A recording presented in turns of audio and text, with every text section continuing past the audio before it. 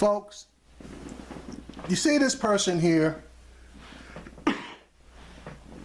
This guy's name, if you're not familiar with him, is Stephen Miller.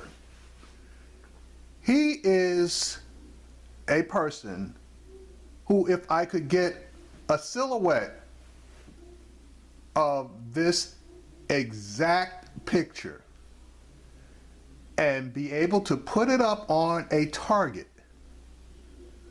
at the shooting range, I would not go for body shots. I would go for headshots. He's got the head that just invites putting a bunch of 223, 5.56 rounds in it.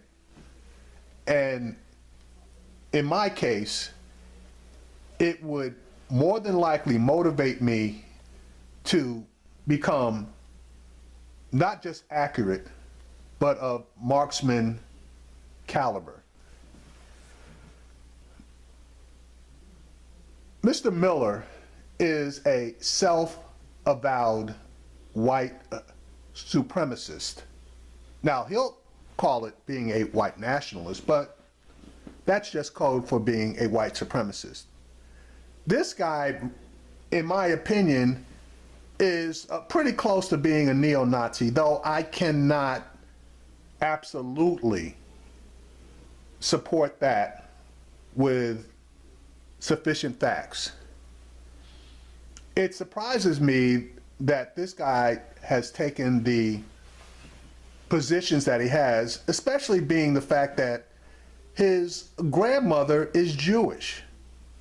But a lot of the things he said are anti-Semitic. But more than that, this guy has big issues with black people and with Muslims. I did a video on him and his background, and you can, if you choose to, go review that particular video. But you're going to hear today ridiculous rhetoric regarding various issues. Now, one thing that I'm going to say up front is I'm going to put Meet the Press and his interview here together with the Fox interview that he did and add that to the George Stephanopoulos interview that he did. And there's going to be one common thread. Anything that has to do with difficulty in supporting a position or a person, this guy will not touch. He is coming on all of these shows, and he came on 4 of them when each of the Sunday morning news shows requested to get Mike Pence, and the White House turned everybody down because they knew all the questions that were going to come up as far as Mike Flynn was concerned. And since they knew that, they obviously didn't want Pence out there getting nailed. But at the same time, they told this guy not to talk about Mike Pence and Mike Flynn, period. So anyway, check out what this guy says, his comments. And to be honest with you, I'm only doing Meet the Press first because normally when they're doing all these interviews, they go from one studio to the next, to the next, to the next. Meet the Press is always the first one that they stop at, and then they work their way down the line. So check out his interview with Meet the Press. Of the partial travel ban, and he joins me now. Mr. Miller, welcome to Meet the Press. Hey, good to be here, Chuck. Let me start with the decision by the Ninth Circuit and the president himself saying to reporters that a new order may be drafted. Is that what you and others are doing right now, drafting a new order, since essentially the Ninth Circuit seem to give you a roadmap of how to draw up something slightly more narrow that would accomplish your goal? Well, we're considering all of our options right now, Chuck.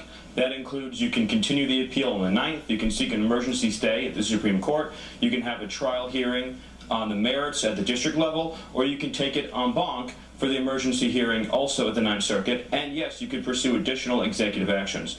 The bottom line is that we are pursuing every single possible action to keep our country safe from terrorism. And I also want to be clear, we've heard a lot of talk about how all the branches of government are equal. That's the point. They are equal. There's no such thing as judicial supremacy.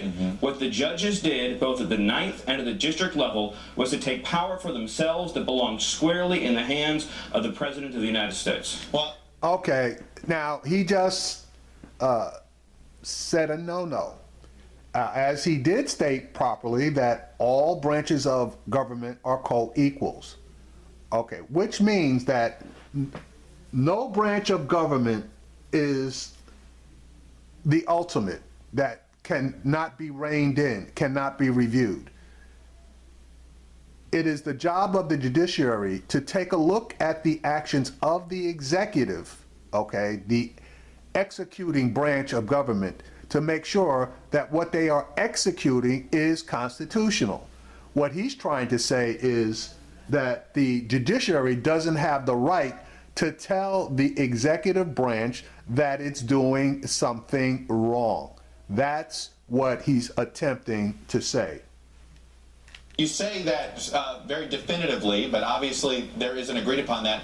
Why are you so confident that, for instance, that you believe there is a 1952 law that gives the president the power to decide who can come in and out of this country on a temporary basis? Why do you believe that law supersedes 1965's, which says you cannot essentially decide on who comes in based on origin? That's a great question, and I'll answer it in full. First of all, we know that the 1952 law, and you're referring to is 212F, 8 U.S.C. 1182F, because if it didn't have controlling supremacy between those two clauses, that would mean, Chuck, that during a time of war, that the President of the United States couldn't suspend admissions from the very country they were at war with. So obviously, that's the controlling clause. Secondly, this is not a decision based upon national origins. It's a decision based upon security conditions in those countries. Syria is a disaster zone. Libya is in ruins. Yemen has a massive resurgent terrorism movement. These are decisions based upon the ability of those countries to cooperate with our intelligence services. As you know, Chuck, this was a decision made in 2015 and 16 in terms of designating these countries. We simply took that intelligence assessment and we took firm action to restrict entry. And the bottom line is the President of the United States, both under his Article 2 foreign powers, under the 1952 statute, has the power to control who enters our country. And you know and I know that no foreign national living in Yemen or any other country has a constitutional right to demand entry into our country. But that's not what the lawsuits that were filed against the executive order were assessing. They were assessing the harm done to U.S. citizens by the restriction of various individuals from coming into the country. That was the basis of the lawsuit. So he's basically trying to conflate the argument by stating that the argument is based on foreign nationals, which he is correct. Foreign nationals in themselves have no absolute right or any right to be allowed to enter the United States. But the lawsuit is, again, basing the harm to various U.S. citizens and various states, that they are being harmed by not allowing individuals on entry into the United States. That's basically the actual argument itself. Hey, look, I understand that, but I guess I go back to if you do that, if this was about the security of the country, why wasn't Afghanistan, Pakistan, Saudi Arabia, Egypt, I can keep going down the list, where we have had foreign nationals from those countries that I've listed attempt terrorist acts in this country? And that's the question that the Trump administration always dances away from. If they had included all of those countries in that ban, there might not have been, well, at least one of the arguments that's being made against the ban, as far as it being an absolute Muslim ban for, I'll call them nefarious reasons, would have had less standing. Not complete less standing, but somewhat less standing. Well, it's a great question. First of all, 72 individuals, according to the Center for Immigration Studies, have been implicated in terroristic activity in the United States who hail from those 7 nations. Point one. Point two. Okay, let's get rid of point one. If he is going to use that as a basis for the ban, he's saying that there's 72 individuals from those countries that have obviously been stopped from committing terrorist activity. Okay, number one, I'd love to see the list in order to confirm it. Number two, I'd like to know if there were people from other countries like Saudi Arabia and the UAE and Israel and various other countries within that region that have been stopped from committing terrorist activity. Okay, and if there are some, again, why aren't those countries also on the list?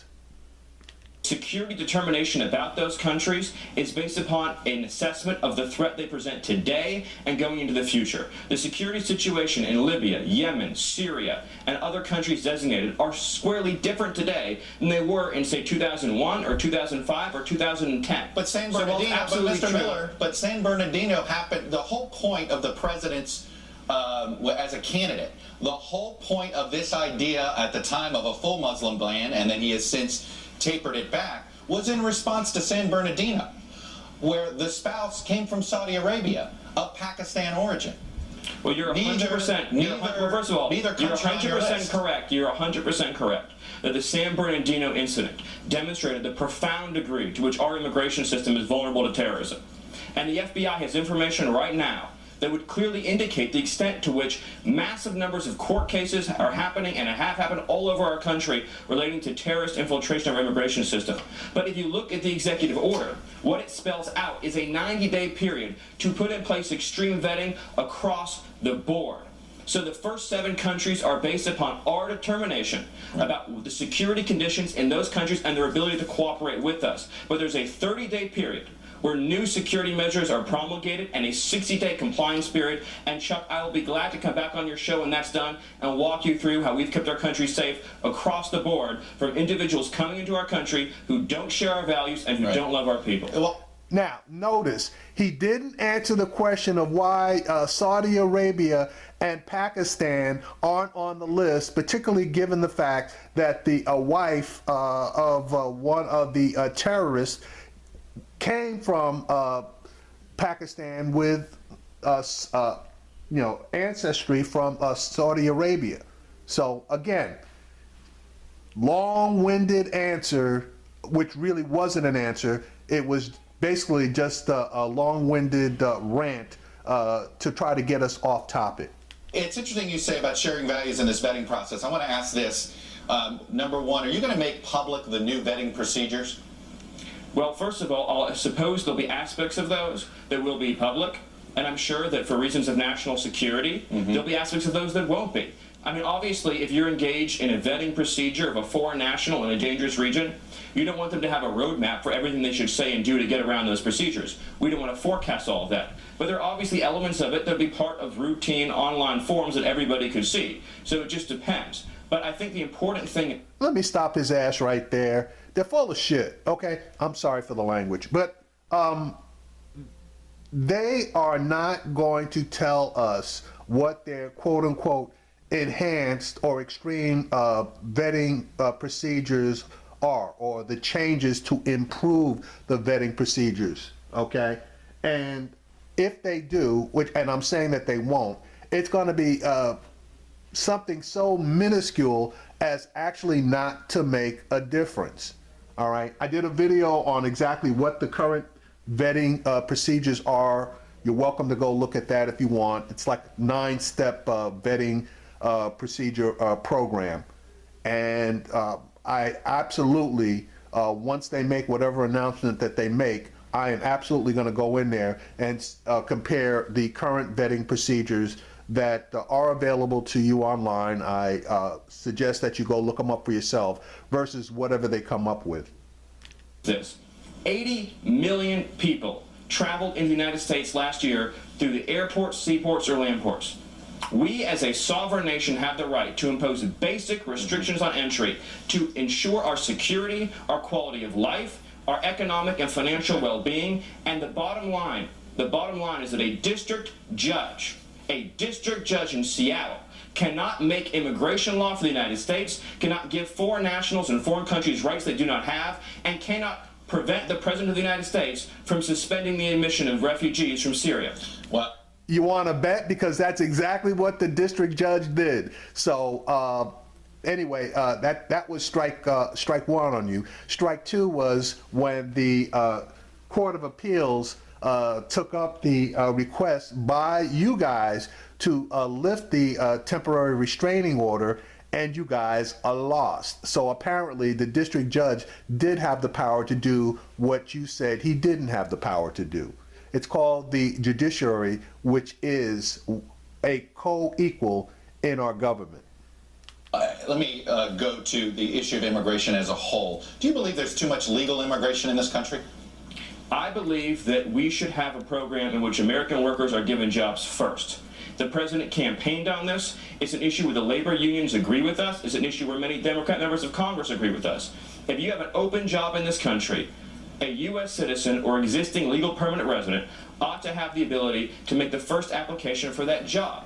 The problem is, and the way the media covers this issue, present company excluded, is they don't spend enough time talking about the well-being of the 300 million people here today, U.S. citizens and legal permanent residents, many of whom are living in poverty, many of whom haven't seen wage growth in 20, 30 years. And it's time we talked about them, their needs, their families, and their concerns. And yes, we'll have a lawful immigration system and will enrich and benefit our country. But the president has made clear he believes that should be a merit-based system, where individuals coming into the country bring the kinds of benefits economically that will grow our economy and help lift up wages for everybody. But you... Now, okay, in answer to Chuck's question, the answer is yes. Mr. Miller believes that the legalized immigration should be severely restricted. Again, I did a video on it. All he wants is the person, their spouse, and their children that are not of adult age being allowed to immigrate into this country. And the only, in order to become legally able to emigrate into this country with a green card and potentially U.S. citizenship. As far as the parents of either the spouse or the recipient, the parent can only come over and not be able to obtain a green card if that parent is requiring medical care of some type. They're old and infirmed. And the only available caregiver would be the either husband or a wife. And as I stated, that person would not be eligible to obtain a green card or permanent U.S. citizenship. They would just have a visa that would obviously need to be constantly renewed in order to maintain residency in this country. Now, let him finish. You didn't answer the question. Do you and the president believe there's too much legal immigration? I think that I look forward to us rolling out immigration reforms, and I'll be able to announce very clearly when we do that what those do. I think that my views on this issue have been well discussed and well publicized, and I'd love to have a conversation with you to get into them in great detail. Right. Where we're focused right now is two things: protecting the security of our country through interior enforcement and through screening of entrance, and additionally by ensuring that before a job is given to a foreign national, that job is offered first to an American worker, either a legal permanent resident or a U.S. citizen. Well, I'm going to ask about what appears to be an immigration enforcement surge that has taken place over the last week. And it goes to the other executive order that had to do with immigration that was signed. How do you define a criminal act by an undocumented immigrant in this country? Is just being undocumented, here illegally. Is that enough of a criminal act to The answer is yes. Any criminal activity, just the fact that an illegal person is here in the country is an illegal act and subjects that person to immediate expulsion, okay? President Obama, towards the end, and I'll say towards the end of his administration, basically instructed ICE to concentrate on expelling illegal residents of this country based on criteria, of which the principal criteria was criminal activity, i.e. Dangerous felonies, okay? There are various classifications of felonies, and he wanted dangerous, deadly, felonies, drug dealing, stuff like that. He wanted that concentrated on first. Someone who was here illegally, okay, but posed no threat either to the country or individuals, and basically had no criminal record. They were supposed to be placed way down on the list for enforcement of ejection. The ICE people, taking their cue from Donald Trump, are now taking not just the high-hanging fruit, which would be the actual, I'll call it, low-hanging fruit. And I'm having difficulty in saying high-hanging fruit and low-hanging fruit, because what Trump did was he just made all the fruit low-hanging. No matter who you catch, if they are illegal, are subject to ejection from this country, and there is no longer a priority on who you kick. And I'll reference that lady that they kicked out of here from Arizona, who came here when she was 14, had been living in the country for 20 plus years. The only thing that she had done illegally was to use a phony social security number in order to work. Well, she was just kicked. Now, again, I'm not a big proponent of illegals being in the country, to be honest with you, but at the same time, you gotta make a distinction between somebody that's just, a regular, everyday person, and a person that's out there dealing drugs, killing people, committing, heinous crimes. There's got to be a distinction. And there needs to be some type of empathy for the person who came here as a minor and, basically has done the right thing, versus somebody who also might have come here as a minor but decided to do the wrong thing.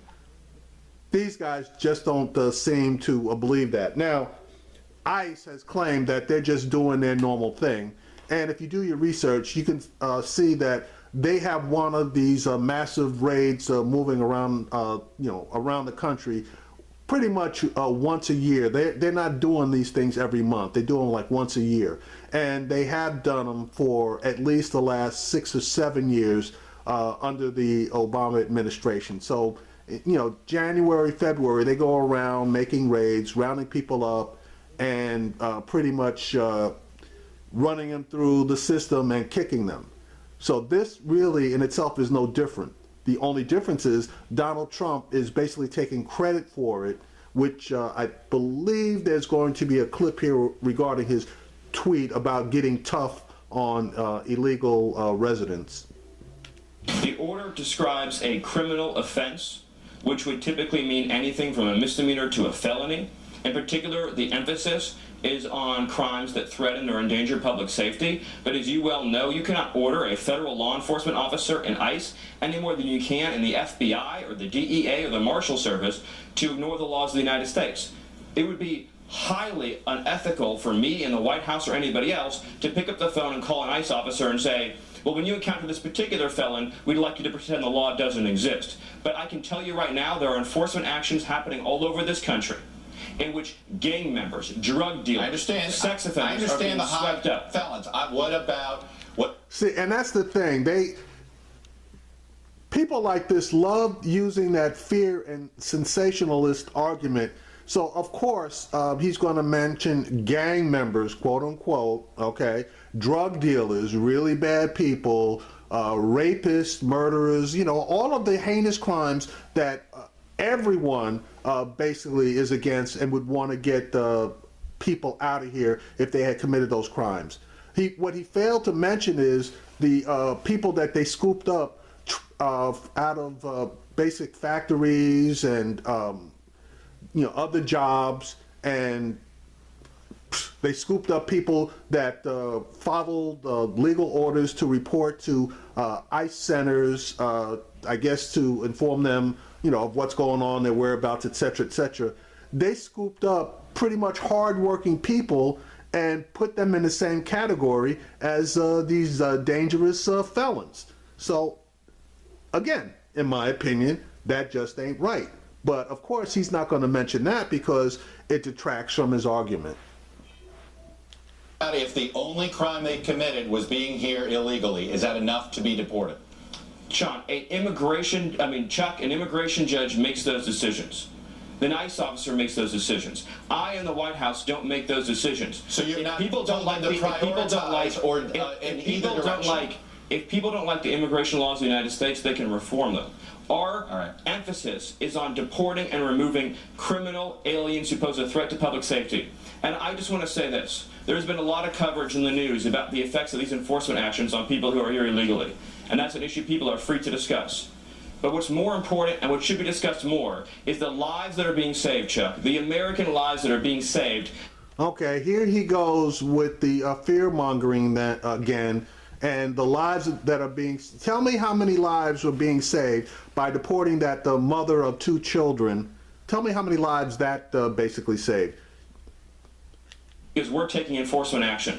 And when we didn't take those actions in the past, you have families like the Wilkerson family and the Root family and the Mendoza family who lost people they loved because we were more concerned about the effects of enforcement on people here illegally than on the well-being of lawful immigrants and U.S. citizens. So it sounds to me as if you're saying you did not tell ICE workers who to prioritize.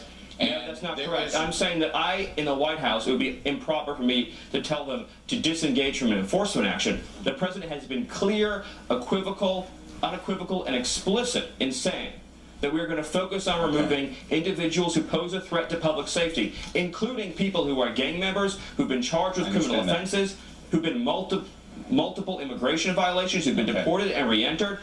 I have a question.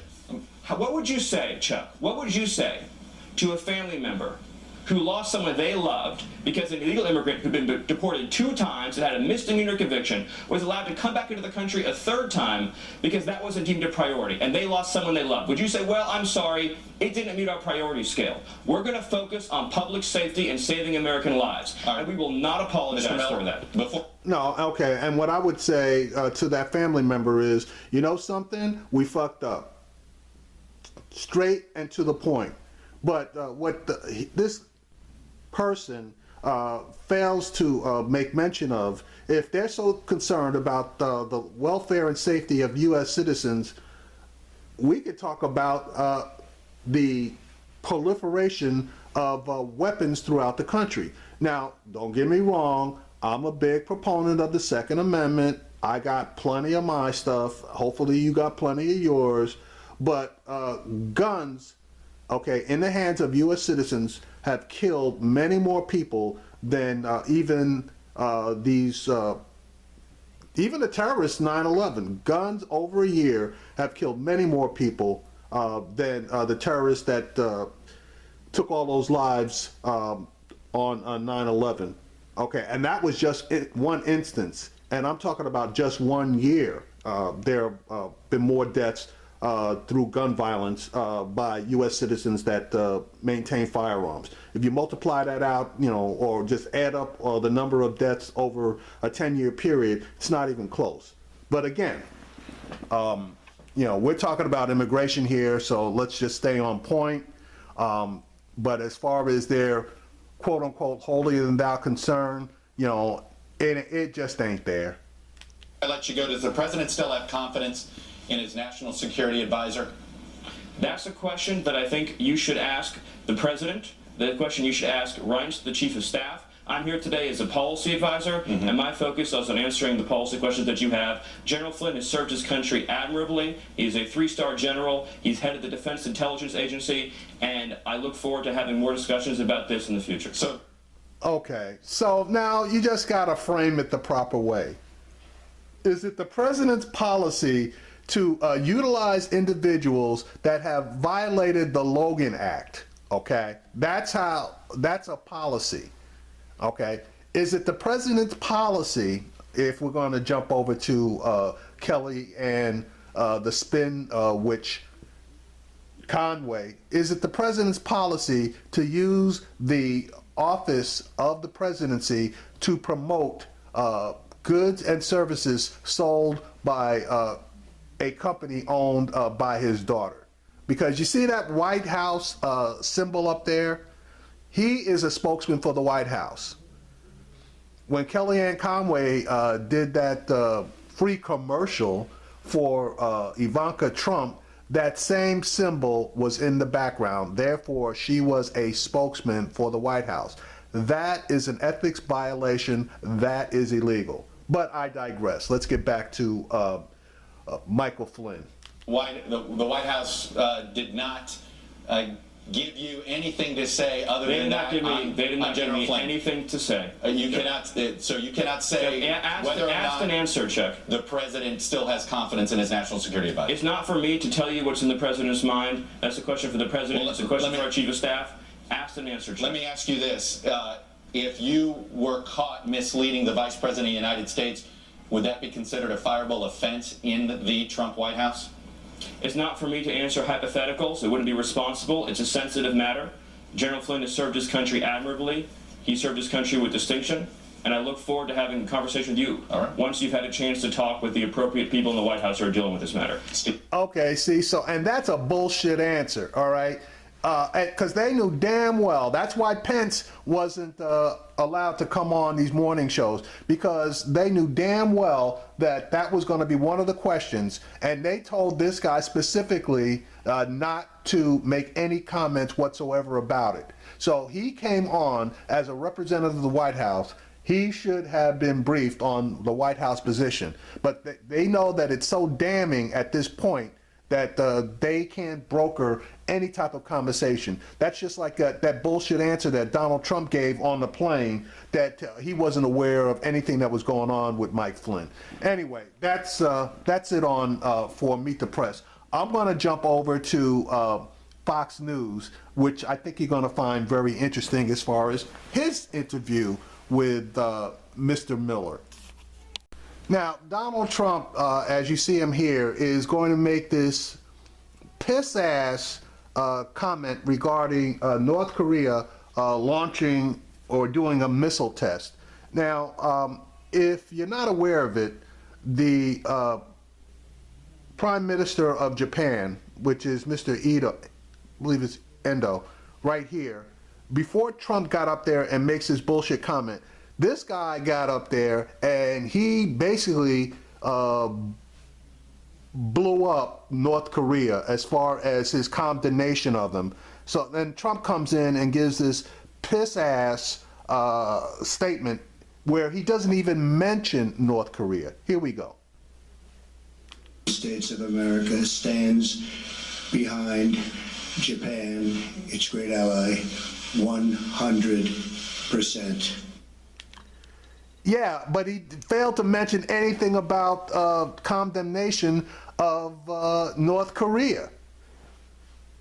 So, you know, I made a video where Donald Trump keeps getting his ass kicked by all of these foreign leaders. Both, most of them are allies, but in this case, North Korea is an enemy, and North Korea just thumbed their nose in his face, and he really didn't say shit about it. Anyway, here's the interview with Mike Miller, which I think you're also going to find interesting. He is going to parrot a lot of the stuff that he said on Meet the Press, but there are some interesting differences, and the conversation about what went down with North Korea is going to show you one of them. We'll have more on that in a moment. We should also learn soon what President Trump's next move is in the legal battle over his controversial travel ban. The president and top aides have talked about everything from rewriting the executive order to taking the case over the current order to the Supreme Court. Mr. Trump says he will announce new security measures this week to keep America safe. Now notice, Chris just went through all of the potential, well, pretty much all of the potential steps that Trump could take. You're going to hear a massive repeat of all of those things when Mr. Miller is pressed about what Trump's going to do next regarding this ban. Joining me now, live from the White House, is the president's senior policy advisor, Stephen Miller, who was a key player in writing the original travel ban.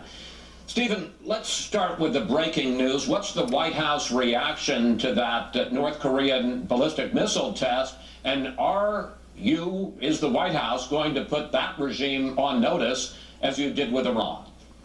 Last night, what you saw was the President of the United States sending a powerful and unmistakable signal to North Korea and to the entire world. That is such bullshit. A powerful message that was unmistakable as far as being understood by the rest of the world. Again, this guy is prepared to parrot one thing and one thing only, obviously support for the president. Okay, but the bullshit that comes out of this guy's mouth, and again, a silhouette of this guy just screams out, "Shoot me, shoot me, shoot me." And again, I'm not for actually shooting this guy. I just would like a silhouette, because that is a face that needs a silhouette of that face. Definitely calls for a little range action, and it's so huge. We stood shoulder to shoulder with the Prime Minister of Japan and declared our steadfast and unwavering support for that alliance, and the meaning of that symbolism will be lost on no one. Apparently, it was lost on a lot of people, including Chris. Hang on. But you say it's an unmistakable message, other than the fact that we're standing with Japan. What's the message? The message is that we are going to reinforce and strengthen our vital alliances in the Pacific region as part of our strategy to deter and prevent the increasing hostility that we've seen in recent years from the North Korean regime. More broadly, as you know, we're inheriting a situation around the world today that is deeply troubling. The situation in North Korea, the situation in Iraq, the situation in Syria, the situation in Yemen, and this president is committed to a fundamental rebuilding of the armed forces of the United States that will, again, send a signal to the world that America's strength will not be tested. Let's turn to this week's big controversy over... Let me stop it right there. I'm sorry. So we're going to spend all this money to beef up our quote-unquote depleted, which they're not, armed forces, for our armed forces basically just to sit there. That's basically what it's talking about. No, I don't think so. The travel ban. Is the Trump administration, and you as a key player in it, are you at this moment rewriting the president's executive order limiting the visitors and the refugees can come into this country, and will that be released this week? Right now, we are considering and pursuing all options. Those options include seeking an emergency stay at the Supreme Court, continuing the appeal with the panel, having an emergency hearing en banc, or going to the trial court in the district level and a trial on the merits. They also include, as you've mentioned, the possibility of new executive actions designed to prevent terrorist infiltration of our country. But I want to say something very clearly, and this is going to be very disappointing to the people protesting the president and the people in Congress, like Senator Schumer, who've attacked the president for his lawful and necessary action. The president's powers here are beyond question. Okay, and he just said it again. The president's powers are beyond question. That is bullshit. The president's powers are always to be questioned. And when questioned, he should be able to substantiate his powers under the Constitution. Okay? He can't just say, hey, I want to do that, and I'm the president. This guy basically is talking about Donald Trump like he's a king issuing decrees that cannot be questioned. That's not how it works, son.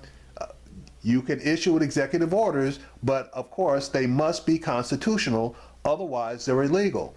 And do I refer you back to what the Supreme Court did to President Obama on various executive orders that he was issuing regarding immigration policy? If they could review him, they damn sure can review Trump and his immigration policies. The President has the authority under the INA Section 8 U.S.C. 1182F to suspend the entry of aliens into this country, and he has Article 2 foreign powers to also engage in conducting border control and immigration control into this country. Those powers are substantial. They represent the very apex of presidential authority, and so we are contemplating new and additional actions to ensure that our immigration system does not become a vehicle for admitting people into our country who are hostile to this nation and its values. I want to follow up on that, Stephen. That's an argument you've been making this week, that the courts have no place interfering with the president's constitutional powers over immigration. But I want to take you back to what the Ninth Circuit Court of Appeals said in its ruling upholding the stay of the president's executive travel ban. Here, first of all, is what you had to say this week. An unelected judge does not have the right to remake the immigration laws and policies for the entire United States of America. But the Ninth Circuit Court disagreed. Although courts owe considerable deference to the president's policy determinations with respect to immigration and national security, it is beyond question that the federal judiciary retains the authority to adjudicate constitutional challenges to executive action. Stephen, the three judges say you're flat wrong. No, the three judges made a broad, overreaching statement about the ability to check the executive power and did not even address what I was talking about, which was INA 212F, 8 U.S.C. 1182F, the power of the president to exclude aliens in the national interest. But they say that the courts have a long history of reviewability here. No, the Ninth Circuit has a long history of being overturned, and the Ninth Circuit has a long history of overreaching. We don't have judicial supremacy in this country. We have three co-equal branches of government. The Ninth Circuit cannot confer onto a Yemeni national living in Yemen with no status in our country a constitutional right to enter our country. Were such a right to exist, Chris, that would mean every time we deny a visa to a foreign national, they could sue in an American court for damages for lost benefits in terms of welfare and employment. See, and again, as he did with Chuck Todd, he's conflating the issue. It's not an issue regarding the rights of a foreign citizen to enter into the country. The argument is the rights of U.S. citizens being harmed by the restriction or banning of foreign citizens coming into the country. That would be ludicrous. 80 million people visit this country every year through airports, land ports, and seaports. Of course the president has the authority to impose moderate, necessary, and sensible restrictions, including putting in place new vetting procedures to protect this country. That power was delegated to him explicitly by Congress and adheres to him under his Article 2 powers under the U.S. Constitution. This is a judicial usurpation of power.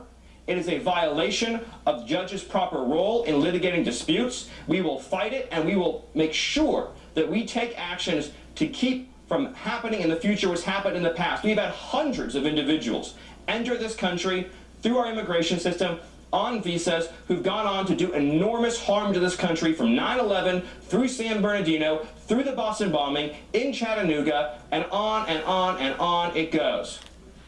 Now, do you notice that he got upset?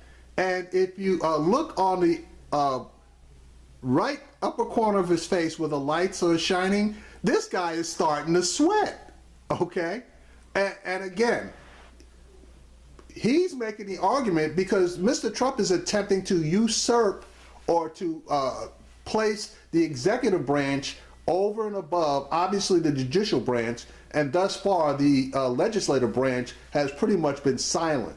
So Mr. Trump is attempting to become a king of this country, and the only one at the present time that appears to be pushing back on him is obviously the judicial branch. But again, this guy is started to rant and rave regarding the power of the presidency. This guy is super dangerous, folks. All right, I want to pick up on that and your criticism of the judges, because after Judge Robart's initial order, President Trump tweeted this. I'm going to put it on the screen. Just cannot believe a judge would put our country in such peril. If something happens, blame him and court system. People pouring in. Bad. But now, Stephen, that judge is getting death threats. So the question is, if something happens to him, should we blame President Trump? This is one of the most ludicrous things that the media does, where when any crazy person in this country issues a death threat, that they then blame a politician or a public official. That is reckless and irresponsible and should never be done. The reality is but some people would say that personally attacking a judge is reckless and irresponsible. In fact, your own Supreme Court nominee, Judge Gorsuch, called it disheartening and demoralizing. Statements that you can't criticize a judge demonstrate a profound misunderstanding of what it means to have separate and equal branches. Of course, one branch can criticize another branch of government. It's ludicrous to say that the Congress can criticize the president, and the president can criticize Congress, and judges can criticize the president, but the president can't criticize judges. So Neil Gorsuch was wrong? Okay, again, he's not actually talking about what Chris is talking about. You don't criticize the person, you criticize the policy or the decision. Donald Trump has a nasty habit of criticizing the person instead of attacking the decision that the person made. And Mr. Miller is basically trying to move us away from what Donald Trump actually does. Not working with me, my friend. And I use that term loosely. My opinions, and Judge Gorsuch has had his comments, as you know, misinterpreted and misrepresented by by Senator Blumenthal, who, as we all know, has profound credibility issues. Well, wait. On the question, first of all, on the question of his saying that he found these remarks disheartening and demoralizing, it wasn't.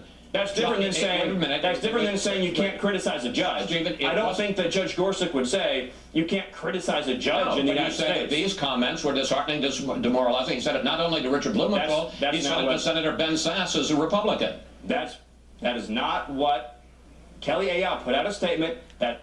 See, he's going to lie because, he did say the same thing to Ben Sasse, who's a Republican. So now he's going to say, Kelly Ayotte said something else. No, Ben Sasse, who's an elected official and a Republican, said that Judge Gorsuch, said the same thing to him that he said to Blumenthal. And Donald Trump then went on to attack Blumenthal as far as, let's call it, misrepresenting his history in service during the Vietnam era, where Blumenthal, I guess, stated that he had active duty over in Vietnam, which I guess, if he said that, and again, I'm not all that familiar with it, but I'll say that he was wrong because he did all of his duty stateside. But at least he was in the military. Donald Trump got 5 goddamn deferments for, quote unquote, having bone spurs in his feet and recently examined, and those bone spurs miraculously have disappeared without the need for surgery. So I would tend to give Mr. Blumenthal more credibility than draft dodger Donald Trump. Not what she said, he said. You weren't in the room, I wasn't in the room. What we do know is that Senator Blumenthal, and we all know his Vietnam scandal, we know how much he has a credibility problem. It's a serious problem. That's what should be the focus of this conversation, is the degree to which that senator has a serious credibility issue, but not to get off track. See, notice how he shifted the argument away from what the judge said to Senator Blumenthal.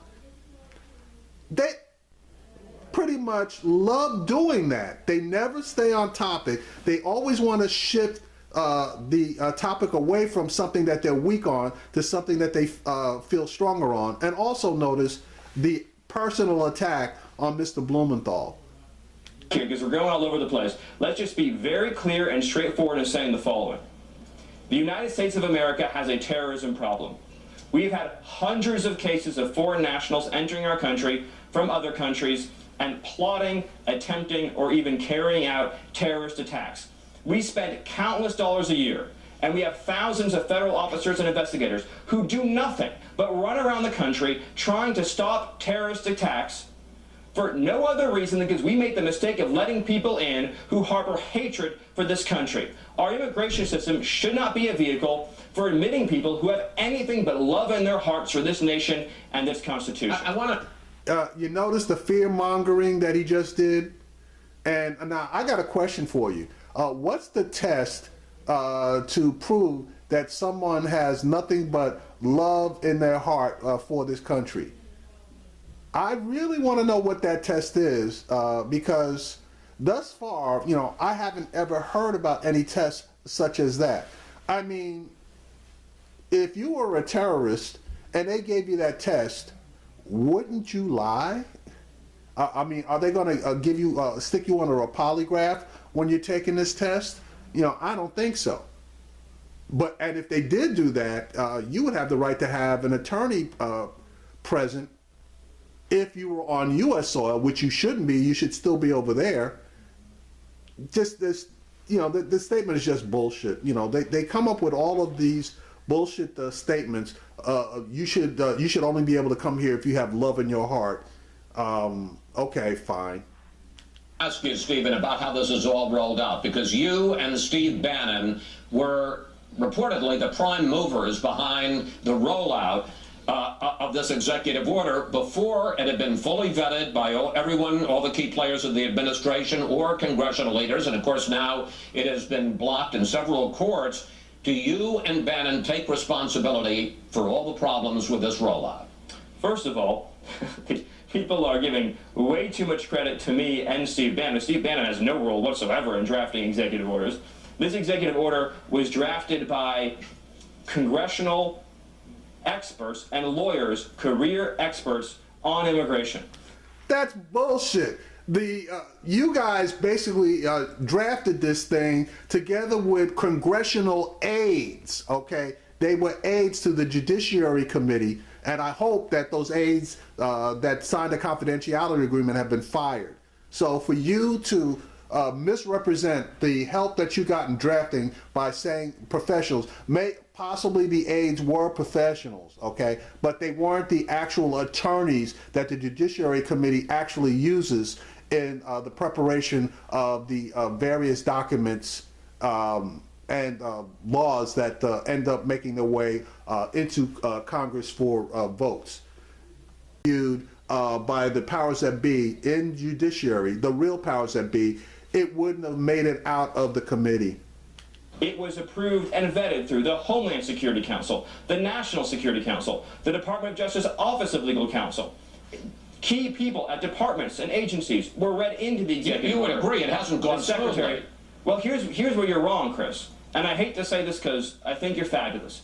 But we issued 3 executive orders on immigration that have profoundly improved the security posture of this country on border security, interior security, and national security.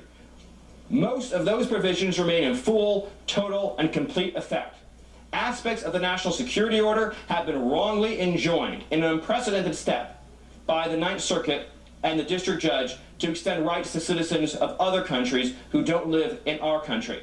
But even parts of that executive order still remain in full effect, including the process that begins to set in place the new extreme vetting mechanisms, including the lowering of the refugee ceiling and many other policies. But something is going to come out of this which will be very good. In the end, the powers of the President of the United States will be reaffirmed, and the whole world will see clearly and unmistakably, and it's a message I want the world to hear today, that this country will protect its borders, it will protect its people, and it will ensure we have an immigration system that promotes wage growth that promotes employment opportunities for our people, and that importantly, promotes compassion for working class citizens who want to live in safe, secure, upwardly mobile communities. Let me ask. Notice he didn't ask the question. The original question, in case you forgot, was that you will agree that the rollout of that executive order didn't go smoothly, and he went off on a filibuster about everything else. And I got to be honest with you, this particular section reminded me of that bullshit speech that Omarosa gave about bowing down to Trump. I got to tell you, it absolutely reminded me of that. About protecting the border, because there has been ramped up immigration this week. Hundreds of people in the country illegally, and some with criminal records, besides the fact that they came in illegally, have been detained. The president tweeted this morning, "The crackdown on illegal immigrants is merely the keeping of my campaign promise. Gang members, drug dealers, and others are being removed." Now, the immigration official said that this had been in the works for some period of time. The president seems to indicate that this is happening at his order. Which is it? Right now, as a result of the president's order, greatly expanded and more vigorous immigration enforcement activities are taking place. It is true that Operation Crosscheck is something that happens every year, but this year we've taken new and greater steps to remove criminal aliens from our communities.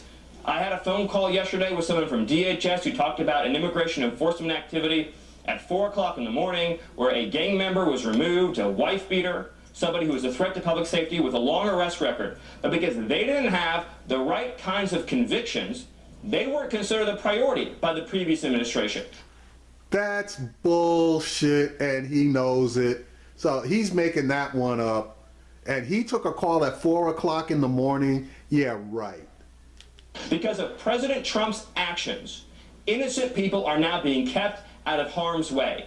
And we as a country spend too little time thinking about the effects of open borders on vulnerable communities, including our migrant communities, lawful migrants, trying to get their start in this country, who have to deal with the scourge of cartel violence, the scourge of gangs, the scourge of violent criminals that we're now removing from this country. All right. There he goes with the fear-mongering again. I get your point. We're way over time. I have one more question to ask you. And I want to ask you about the personal attacks that President Trump engaged in this week. He dismissed the so-called judge who had stayed his order in Judge Robart in Seattle, and he had to say this about the appeals court. I listened to a bunch of stuff last night on television that was disgraceful. When Democratic Senator Richard Blumenthal said the president's Supreme Court nominee, Judge Gorsuch, found these personal attacks disheartening, here's how President Trump responded. His comments were misrepresented, and what you should do is ask Senator Blumenthal about his Vietnam record that didn't exist after years of saying it did.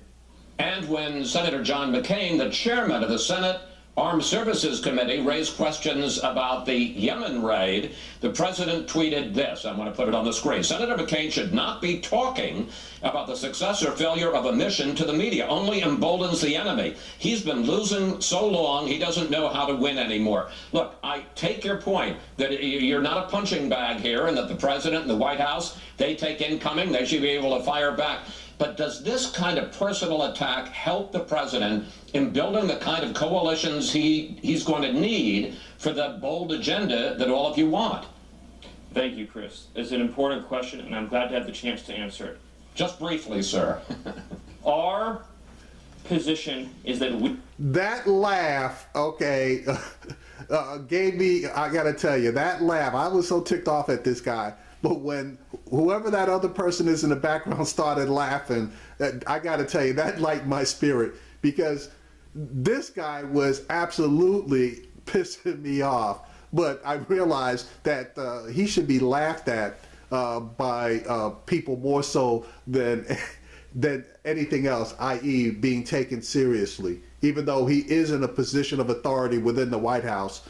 And we got to be really careful about what this guy and Steve Bannon are whispering into the ears of the president. And that's why at this moment the judiciary is so important. We are the ally of millions of hardworking, forgotten men and women all across this country, and President Trump is their champion. That's our coalition. Our coalition is millions and millions and millions of decent, patriotic citizens who just want a pay raise, who just want a good school, who... Well, if we just want a pay raise, why doesn't Donald Trump advocate for the raising of the minimum wage? That would give a whole hell of a lot of people a pay raise.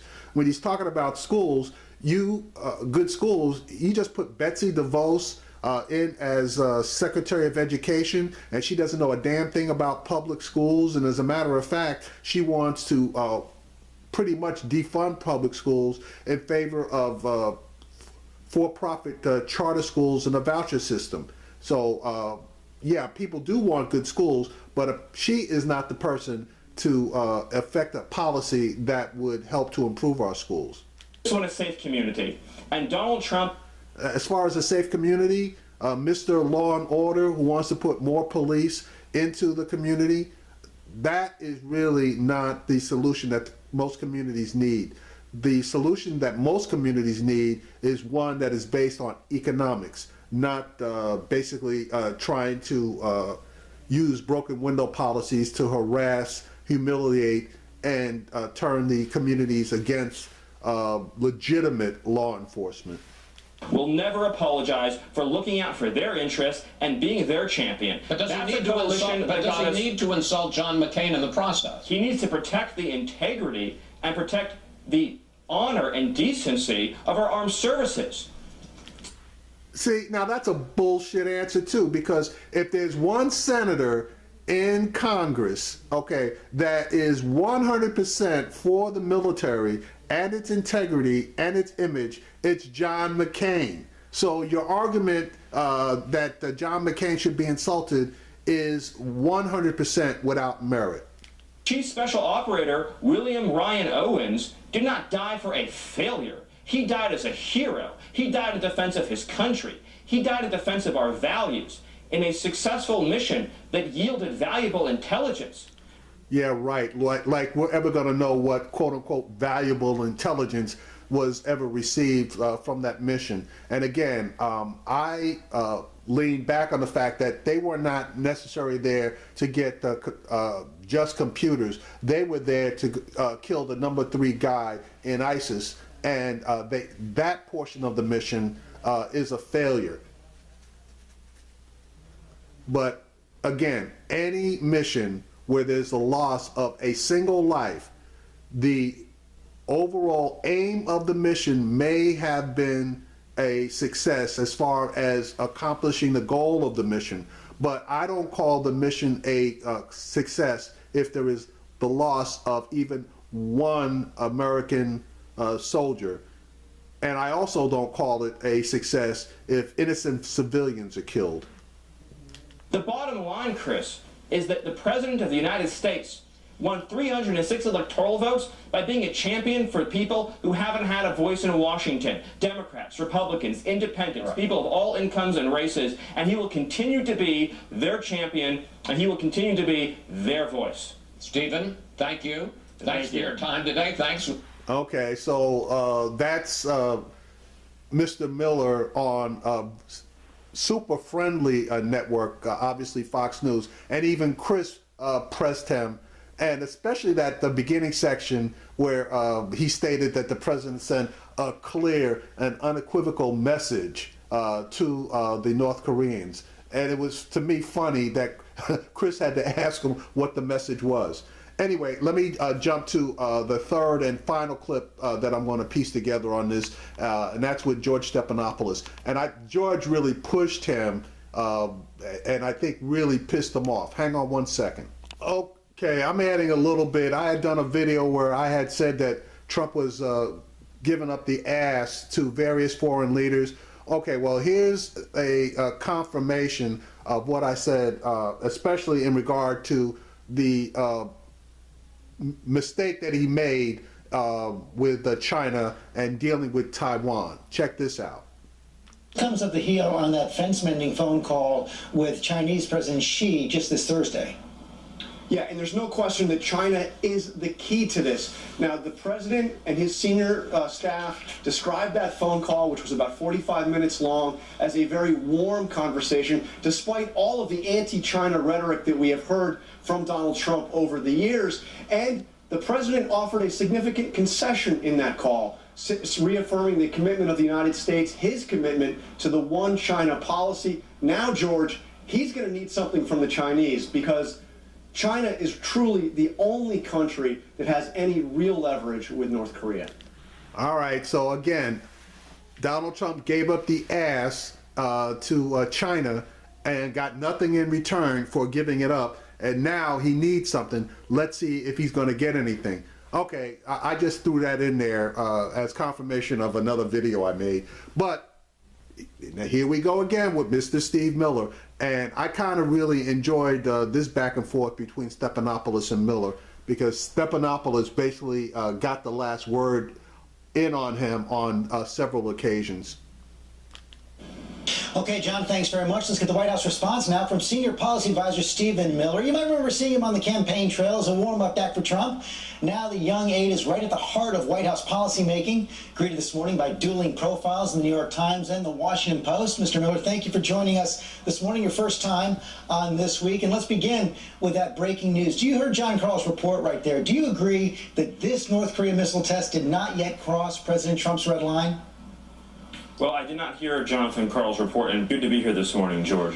But what you saw last night from the President of the United States was an important show of solidarity between the United States and Japan, a powerful symbol to the world, as the Prime Minister of Japan and the President of America stood side by side and shoulder to shoulder and expressed the strength and enduring nature of our vital alliance. And that is a message that will be lost on no one. Did the North Korea missile test cross President Trump's red line?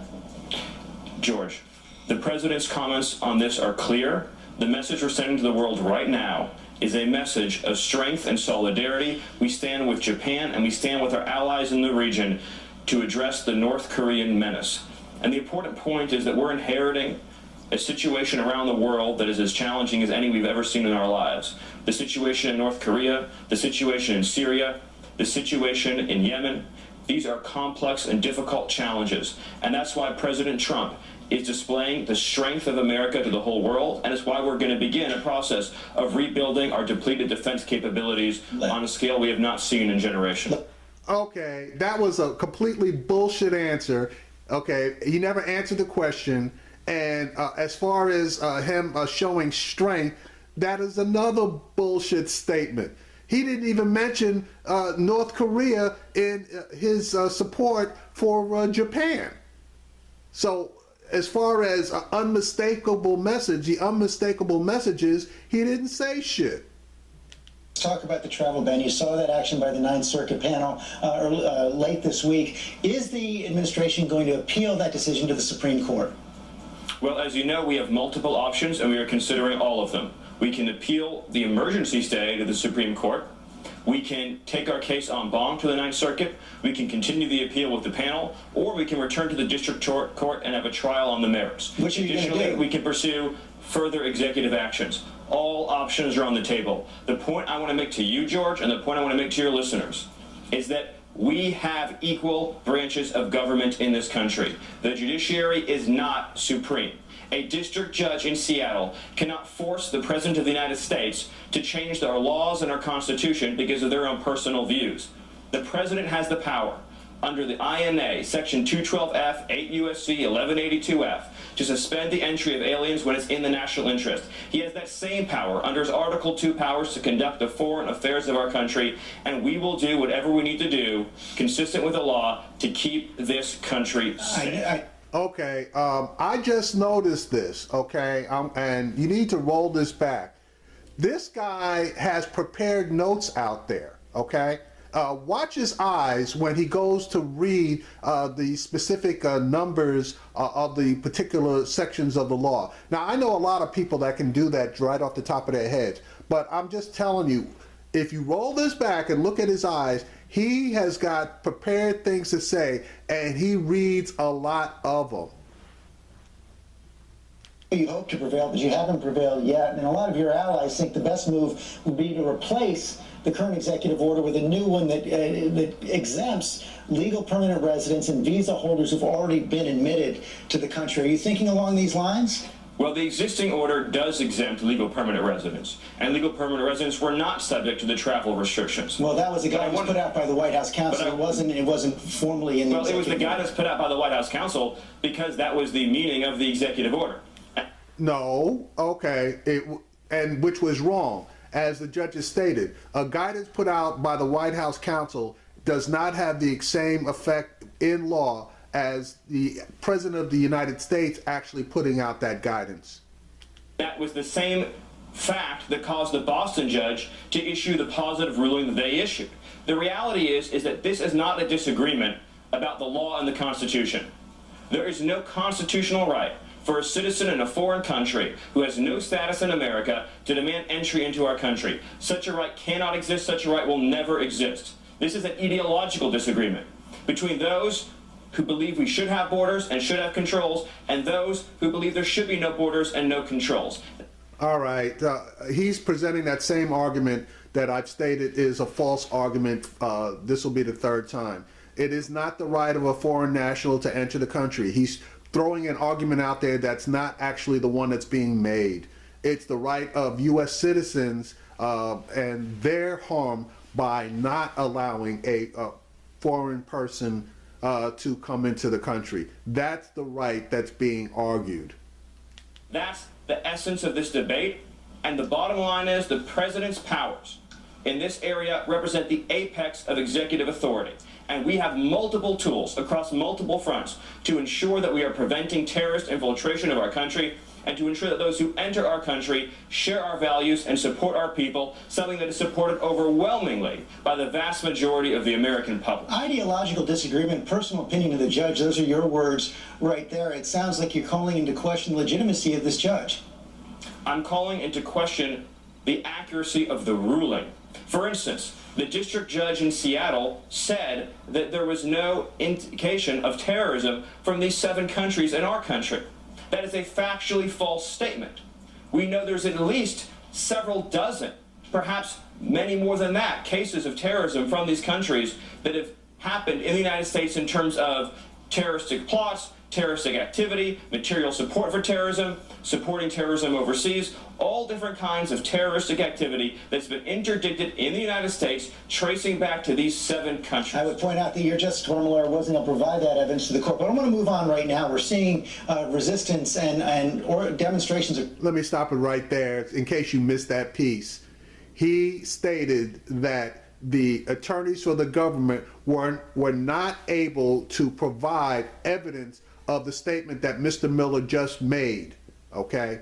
And they weren't. As a matter of fact, I listened to the whole thing. The judges were begging the government's attorneys for evidence or of any sort to support their position, and the attorneys came up with zilch, zippo, bupkis, nada, nothing.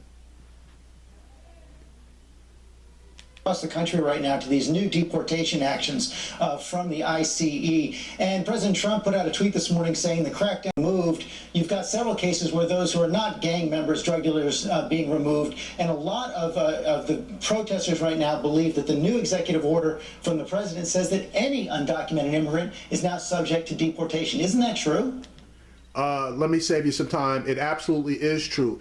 Any transgression by an illegal resident of this country makes that person subject to immediate ejection from the country. Now, due process may or may not attach. Again, may or may not attach. If a person has already seen a judge and the judge has labeled them for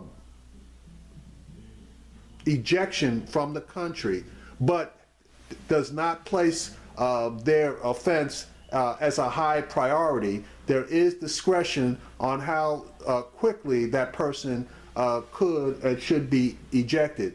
At this point, if that order is in fact in place, as soon as that person is, I'll call it captured or picked up by ICE, they no longer have right to further process, and they, as the woman in Arizona found out, were subject to immediate kicking, which is exactly what happened.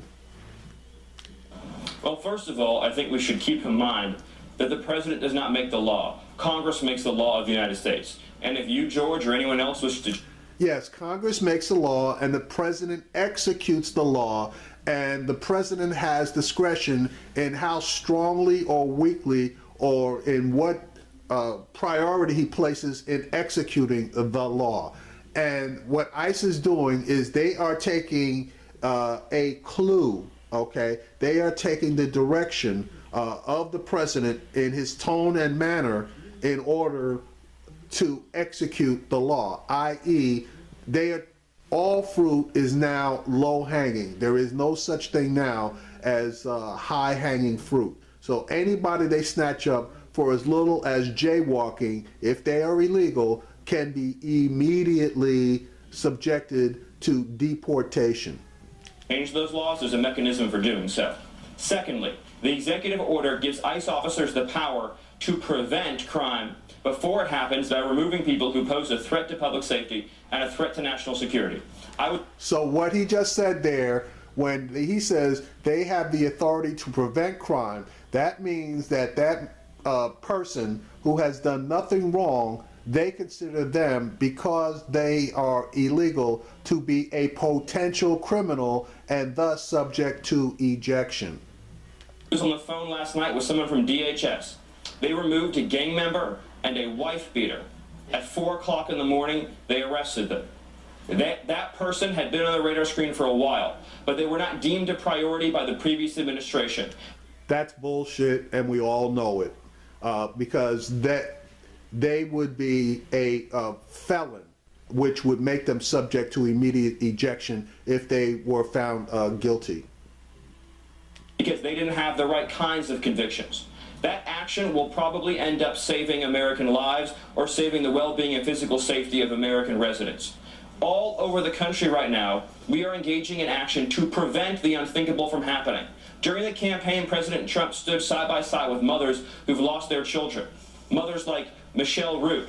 An individual, an unaccompanied minor, showed up on the border. To authorities, they didn't seem like a priority for removal.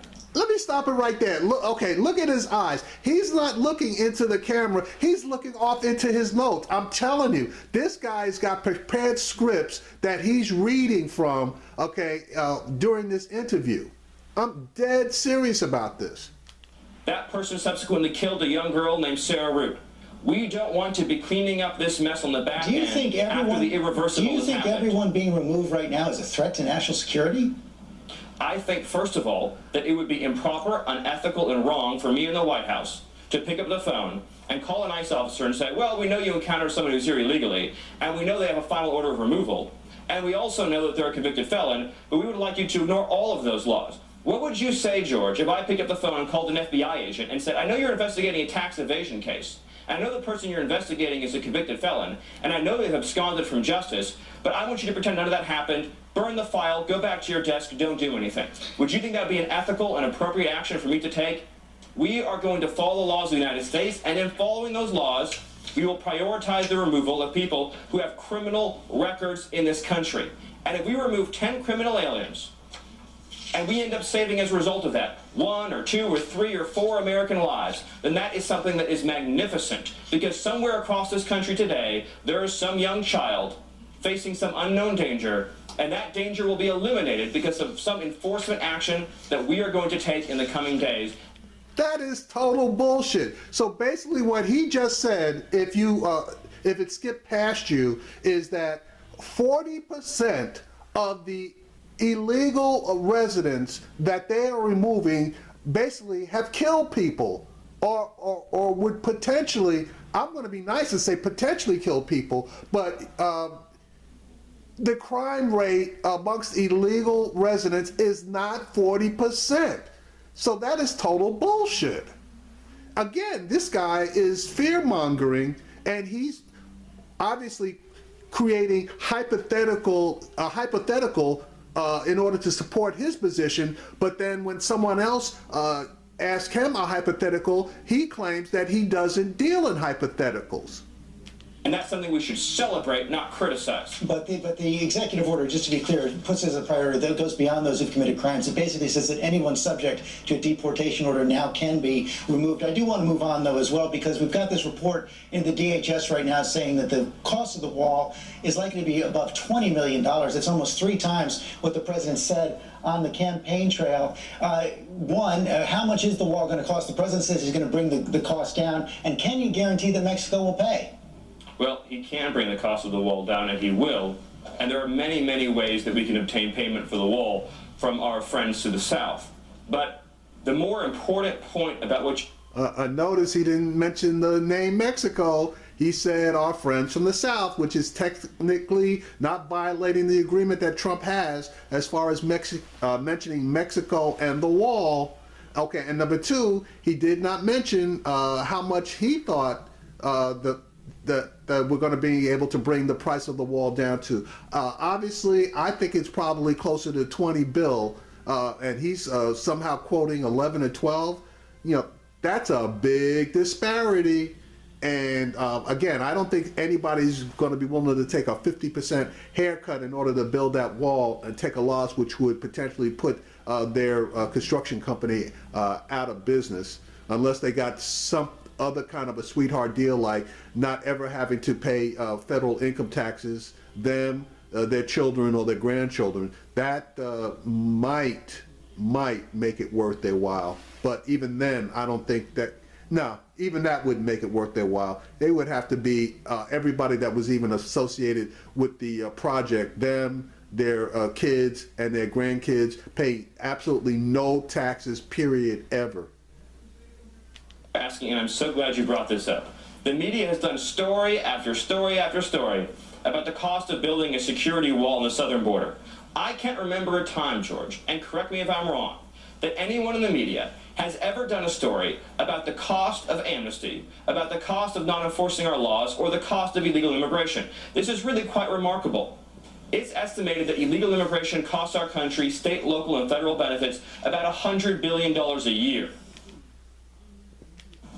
Stopping new illegal immigration, preventing the effects that will have on our schools, on our hospitals, on our welfare system, on our wage earners, will save taxpayers hundreds of billions of dollars. This wall will pay for itself many, many, many times over. And it's just astonishing to me that the media is so interested in how much it costs to secure our border and has no interest in the cost of refusing to secure our border. Okay, let me throw in a little tidbit.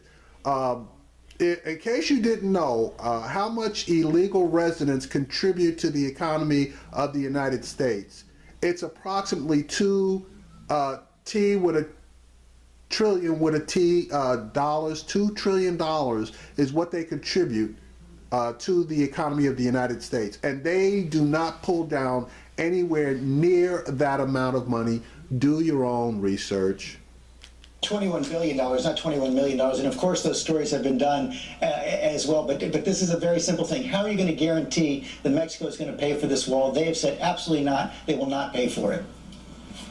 There's all kinds of things we can do. I'm not going to make news today by announcing what our strategy is going to be. That's one thing that's different between this president and past presidents. This peasant. Is we don't lay out all of our cards for everybody to see. I also do want to address briefly the point you made about final orders of removal. This is such a great point. We've been lectured all week long about respecting the rulings of the judiciary. And yet, in the last 24 hours, we're being asked about whether or not we should respect the rulings of judiciary after final orders of removal have been issued, after all the immigration appeals boards have had their say, after the immigration lawyers and immigration judges have had their say. Then say, well, there's 1 million people in our country who have final orders of removal, and we, as the White House, should ignore that judicial proceeding. You can't have it both ways. You either respect the rulings of the court or you don't. I got to be honest with you. I got to go along with him on that one. If there's a final order of removal, they need to go. That's just it in a nutshell. Now, if they're going through the process, you know, all fine, well and good. But if there's a final order of removal, like he said, you can't expect, you know, to follow just some of the laws. You're supposed to follow all of them. And in my mind, a final order of removal is just that. Sorry, but whoever it is, they need to be removed if they have exhausted all their avenues for redress. Move on to the troubles facing National Security Advisor General Flynn right now. The Washington Post reported, of course, this week that he did have contacts with the Russians where he discussed sanctions, which is contrary to what Vice President Mike Pence said back in January. Let's look. I talked to General Flynn yesterday, and the conversations that took place at that time were not in any way related to new U.S. sanctions against Russia. Notice he said not in any way, okay? The Washington Post report, after talking to 9 intelligence officials, said that he did discuss the sanctions, and General Flynn has changed his response. Before he denied it, now he's saying he doesn't remember. He's pulling a Ronald Reagan where he doesn't recall. But all of that crap occurred in December. So if he can't recall as far back as, 2 months ago, we got a serious issue. No ifs, ands, or buts. And folks, you know damn well that they bugged that foreign ambassador's phone, and they actually have transcripts and they actually have the recordings with that guy's on the phone with this guy and violating the Logan Act. You know they had that. It's just a question of when are they going to complete their investigation and reveal the findings. Number one, did he mislead the vice president? And how do you respond to Democrats like Nancy Pelosi who say that General Flynn's security clearance should be revoked until the FBI investigates his contacts? Well, I don't have any news to make to you today on this point. It's a great question for our chief of staff. It's a great question for the office of the vice president. I think that I don't have any. Why are you coming out if you can't answer the questions being posed about the White House? I don't have any information, George, to change. That was a good one. Why are you coming on if you can't answer the questions being posed to the White House? Anything that has previously already been said by the White House on this matter. General Flynn has served this country admirably and with distinction. He's a 3-star general. He served in the Defense Intelligence Agency. There's no information that I have as the policy director for this White House to contribute any new information to this story this morning, and I'm sorry to disappoint you, but that's just where things stand.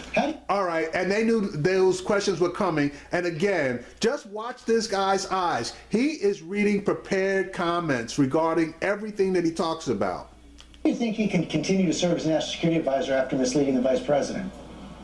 I don't accept that what your question is saying is accurate. I don't have any information one way or another to add anything to this conversation.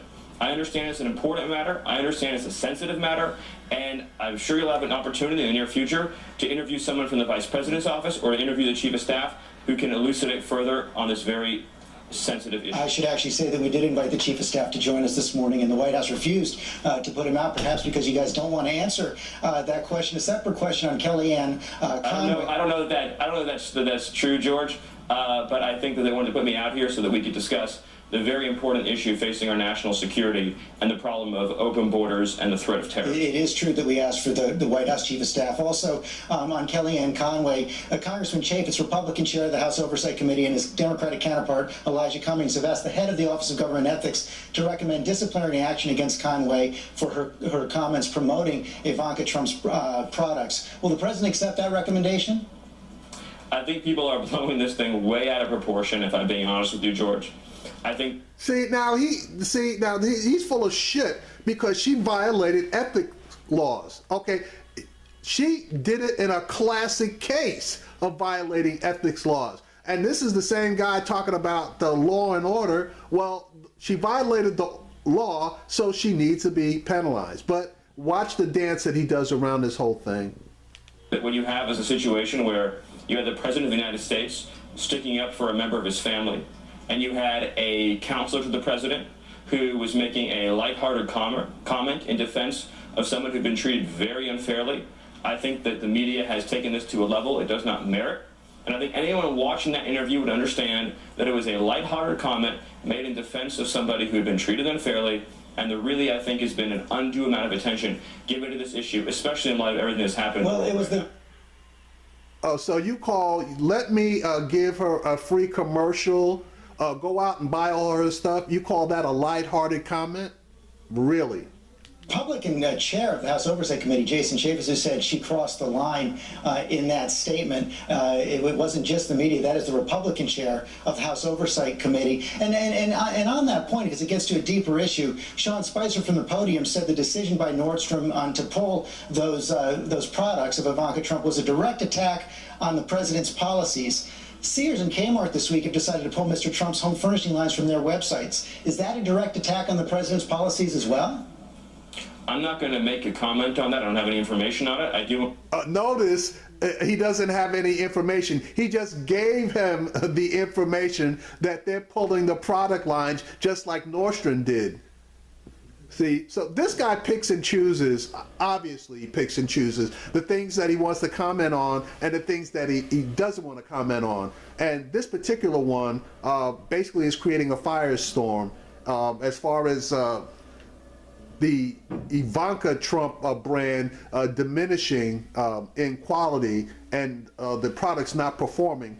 Obviously, businesses have the right to pull products from the shelves that are not performing, but anything negative done to Trump or any family member is perceived as the ultimate insult and must be reacted against. Say that Sean Spicer, as always, is 100% correct, and that what he said is true and important, and I agree with it. So then you are making a comment on it. I'm not going to make any new comment. I'm going to stand by the White House press secretary and his comments, and I'm also going to call for sanity in discussing this issue. You had a case where somebody was treated unfairly, the president stood up for a member of his family, and the White House counselor made a light-hearted, flippant comment that nobody would interpret as being what it's been cast as right now by you and the media and others. And I think that everybody has taken this to a degree and to a level it does not merit, and I really hope, George, we can move on to discussing things that the American people care about, like their jobs, like their wages, like their security, like the fact that we have a president who has done more in 3 weeks than most presidents have done in an entire administration. You say that... Yeah, I love it when they speak in hyperbole because it just makes them look more ridiculous. Number one, the Nordstroms did not attack Ivanka Trump. They basically made a statement about her products not performing and that they were removing them. They did not attack her personally. They made a business decision. But even though Ivanka Trump, her married last name is different, but I just call her Ivanka, she supposedly has disassociated herself with the actual running of the business, though she still does own it. There was no personal attack made on her, while the president obviously made a personal attack on the company, Nordstrom specifically, and claiming that they made a personal attack on his daughter as being politically motivated. You really got to dig through the bullshit, and you got to have hip deep boots really to wade through this stuff, because these guys will try to blow smoke up your ass and call it sunshine every chance they get. And if you actually believe it's sunshine, hell, that's on you. No one questioned. It was questioned by the Republican chair of the House Oversight Committee, Jason Chaffetz, so that is hardly no one. Let me move on, though, to the question of voter fraud as well. President Trump, again, this week suggested in a meeting with senators that thousands of illegal voters were bused from Massachusetts to New Hampshire, and that's what caused his defeat in the State Election Commission. Ellen Weintraub, who says, I call upon the president to immediately share New Hampshire voter fraud evidence so that his allegations may be investigated promptly. Do you have that evidence? I've actually, having worked before on a campaign in New Hampshire, I can tell you that this issue of busing voters into New Hampshire is widely known by anyone who's worked in New Hampshire politics. It's very real. It's very serious. This morning on this show is not the venue for me to lay out all the evidence, but Translation, he has no evidence, okay? There is no evidence. These guys throw bullshit up against the wall and hope that people are going to allow it to stay there to stick, okay? There's no evidence of the voter fraud that he's talking about in New Hampshire, and the head of the election board specifically asked them for evidence of the fraud, and they're not going to be able to come up with any. Just like there's no evidence of 3 to 5 million people voting, not registered, okay, voting illegally. There are at least 3 to 5 million people that move around the country from state to state that are registered voters in the states that they came from and then register in their new state. There is no law that requires a person to deregister when they move. Okay, so he's basically mixing apples and oranges. There is no proof that 3 to 5 million people, and specifically illegal aliens, I'll say aliens in this particular case, illegal people in this country voted. I'll tell you this, voter fraud is a serious problem in this country. You have millions of people who are registered in 2 states or who are dead who are registered to vote, and you have 14% of non-citizens, according to academic research, at a minimum, are registered to vote, which is an astonishing statistic. You can't make, hold on a second. You just claimed again that there was illegal voting in New Hampshire, people busting from the state of Massachusetts. Do you have any evidence to back that up? George, go to New Hampshire, talk to anybody who's worked in politics there for a long time. Why does he have to go to New Hampshire? You're making a claim. You're the one that's supposed to have the evidence to be able to lay out in front of the American people. So now you're telling somebody to go to New Hampshire to look for something that does not exist? That is a circular argument that is bullshit. How do you how do you prove the existence of something that doesn't exist? Exactly. Nobody's aware of the problem in New Hampshire with respect to I'm asking you as the White House senior. Hold on a second. I'm asking you as the White House senior policy advisor. The president made a statement saying he was the victim of voter fraud. People being bused from Massachusetts and New Hampshire. Was. Do you have any evidence? If this is an issue that interests you, then we could talk about it more in the future. And we now have our governments beginning to get stood up, but we have a Department of Justice and we have more officials.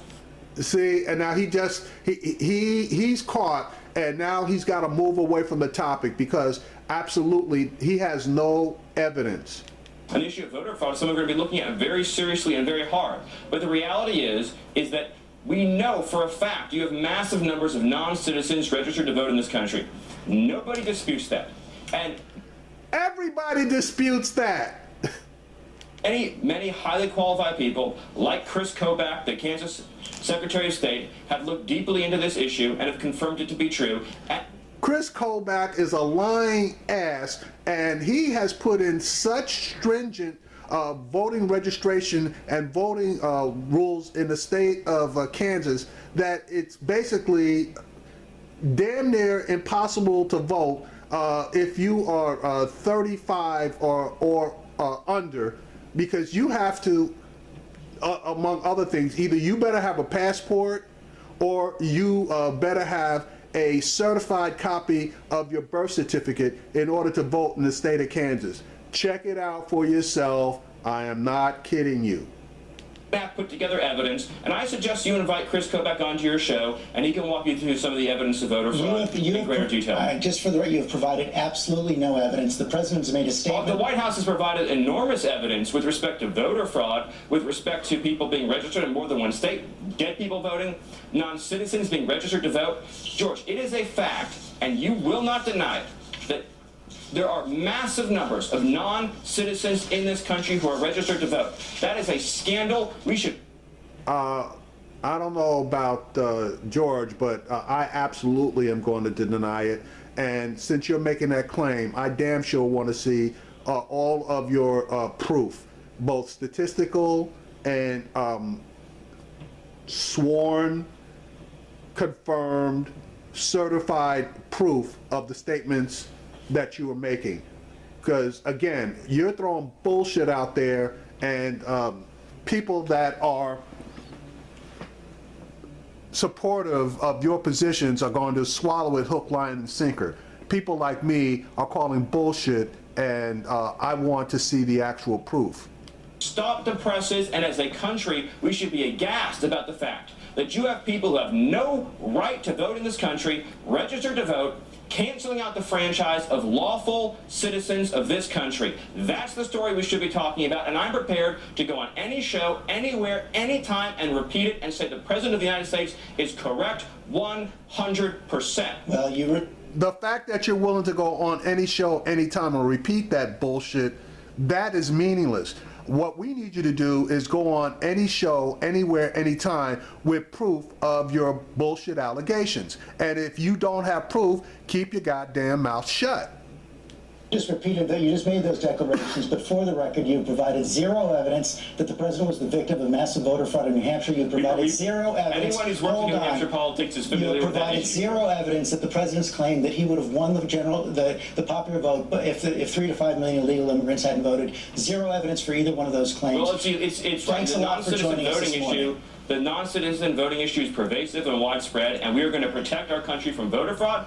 We're going to protect our borders from terrorism, and we're going to protect innocent men, women, and children from violent, criminal, illegal immigrants that need to be removed from this country. And our country will create jobs, safety, prosperity, and security, particularly for disenfranchised working people of every background, faith, and ethnicity in this country. You can start any evidence to back up your claims. Thanks for joining us this morning. Thank you.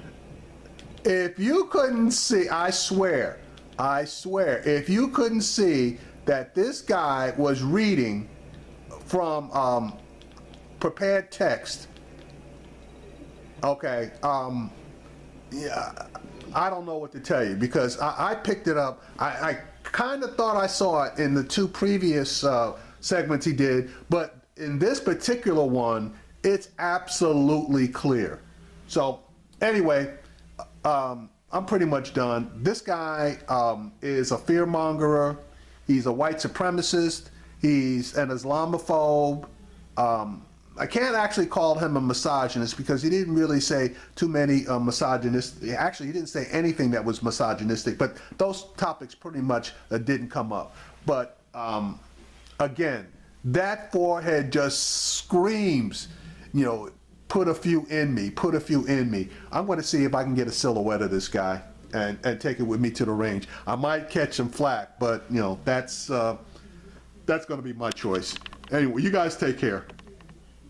And again, please, I'm probably going to get a ton of thumbs down, but I'm going to leave that open. But like, dislike, share, and if you're not a subscriber, please subscribe.